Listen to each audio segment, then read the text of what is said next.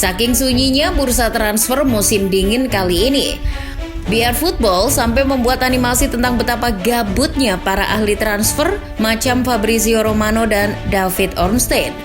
Dalam video tersebut, keduanya menjalani hari-hari yang membosankan karena minimnya kesepakatan yang terjadi.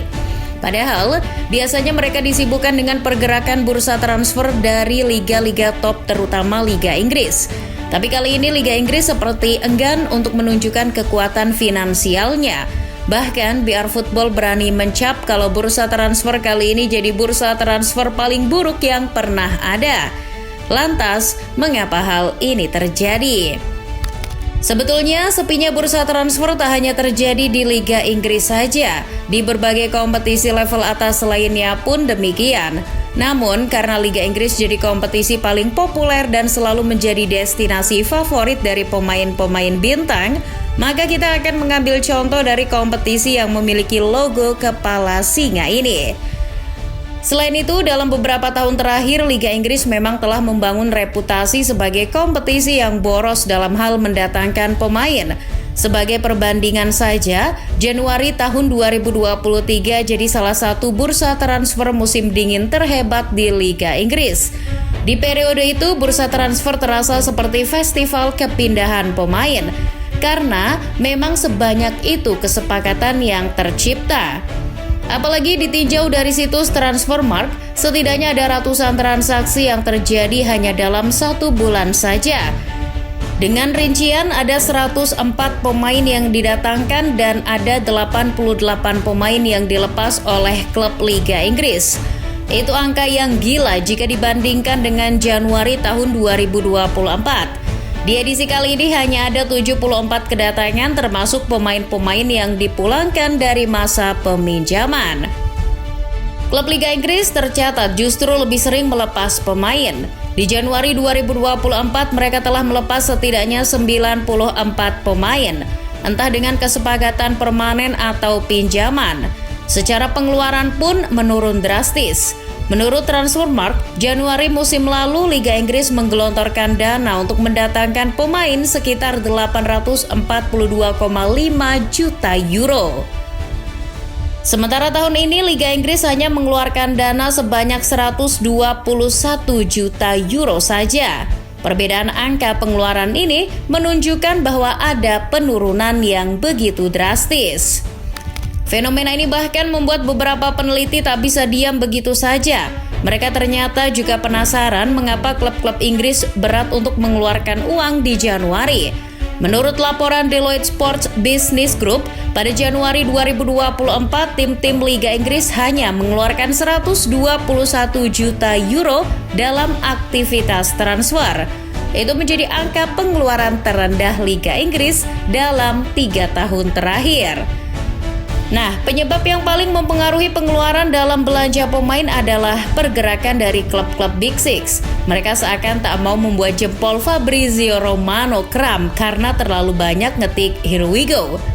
Tercatat, Tottenham jadi tim yang melakukan pembelian termahal di bursa transfer musim dingin kali ini. Ange Postecoglou yang membaca adanya permasalahan di sektor pemain belakang, mendatangkan bek Rumania berusia 21 tahun, Radu Dragusin dari Genoa dengan bandrol 25 juta euro. Pemain termahal kedua justru datang dari klub Crystal Palace. Mereka mendatangkan Adam Wharton yang dibeli dari Blackburn Rovers dengan bandrol 21 juta euro. Selain dua pemain itu, paling ya ada di Claudio Echeverri, pemain muda yang didatangkan Manchester City dari River Plate. Pemuda 18 tahun itu ditebus City dengan bandrol sekitar 14 juta euro. Namun ia tak langsung bergabung dengan City. Echeverri kembali dipinjamkan ke River Plate hingga Januari musim depan. Klub lain ada yang melakukan transfer tapi cuma pemain-pemain murah di bawah 10 juta euro. Sementara di periode yang sama musim lalu, Liga Inggris benar-benar gila dalam mendatangkan pemain. Geliat transfer yang paling mencolok dilakukan oleh Chelsea. Bayangkan saja, transfer yang melibatkan ratusan juta euro saat mendatangkan Enzo Fernandez dan Mikhailo Mudryk terjadi di waktu yang sesingkat itu. Januari kali ini, klub-klub besar Liga Inggris justru lebih memprioritaskan kesepakatan pinjaman, seperti yang dilakukan Tottenham kala meminjam Timo Werner dari RB Leipzig.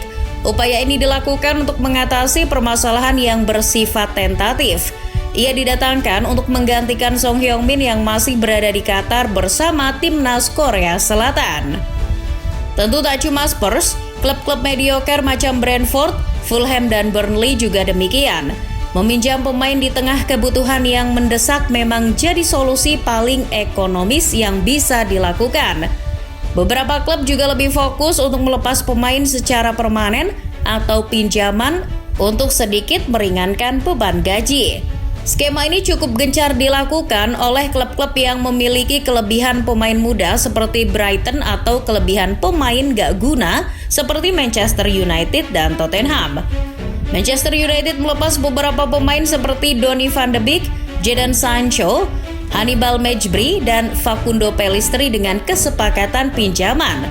Hal serupa juga dilakukan Spurs. Mereka bahkan melepas sang legenda yakni Hugo Lloris ke Los Angeles FC. Deloitte Sport Business juga membaca pergerakan beberapa klub Liga Inggris sebagai langkah yang penuh kehati-hatian. Mereka menyimpulkan kalau beberapa klub sedang mengatur ulang keuangan setelah menghabiskan banyak uang di 2 periode transfer sebelumnya. Setelah memecahkan rekor pengeluaran dalam 3 jendela transfer terakhir di musim panas kemarin, pengeluaran klub-klub Premier League pada Januari ini telah berkurang. Pengeluaran klub-klub Premier League berkurang karena ada kekhawatiran terhadap potensi sanksi karena gagal mematuhi aturan keuntungan dan keberlanjutan yang sudah diterapkan oleh Liga Inggris.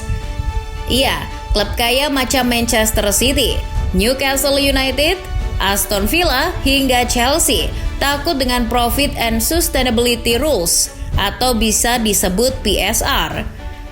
Peraturan ini sebetulnya sudah diterapkan sejak 2013 dan sudah disepakati oleh seluruh klub dalam sebuah voting yang dilakukan oleh operator liga.